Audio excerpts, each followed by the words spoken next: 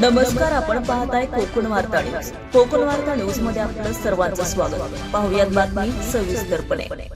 उन्हाळ्यात शरीरातील उष्णता वाढल्यामुळे पचनशक्ती मंदावते. अशा वेळी खालील गोष्टींचं सेवन कमी करणे आणि टाळणे आरोग्यासाठी फायदेशीर ठरते. समोसे, वडे किंवा जास्त तेलकट पदार्थ पचायला जड असतात. जास्त मसाल्यांमुळे शरीरातील उष्णता वाढते आणि पित्ताचा त्रास होऊ शकतो. तसेच उन्हाळ्यात चहा किंवा कॉफी जास्त घेतल्यानं शरीरातील पाणी कमी होऊन डिहायड्रेशन होऊ शकतं आणि यामुळे शरीराचं तापमान देखील वाढण्याची शक्यता असते.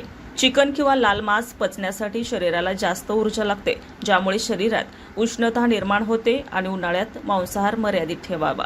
चिप्स, लोणचे किंवा खारवलेले पदार्थ जास्त खाल्ल्यानं शरीरातील पाणी शोषलं जातं आणि जास्त तहान लागते. शीतपेयीमध्ये अतिथंड किंवा साखरयुक्त कार्बोनेटेड पेये तात्पुरती थंडावा देतात, पण ती पचनास अडथळा आणतात आणि रक्तातील साखर अचानक वाढवतात. त्यामध्ये सुकामेवा, बदाम, अक्रोड यांसारख्या सुक्या मेवाचा देखील स्वभाव उष्ण असतो. उन्हाळ्यामध्ये ते पदार्थ भिजवून खावेत किंवा त्यांचे प्रमाण देखील कमी ठेवावेत. थोडक्यामध्ये सांगायचं तर उन्हाळ्यामध्ये जड जेवण्याऐवजी हलका आहार, ताक, लिंबू पाणी आणि पिण्याचं पाणी जास्त असलेले फळे, उदाहरणार्थ कलिंगड खाण्यावर जास्त भर द्यावा.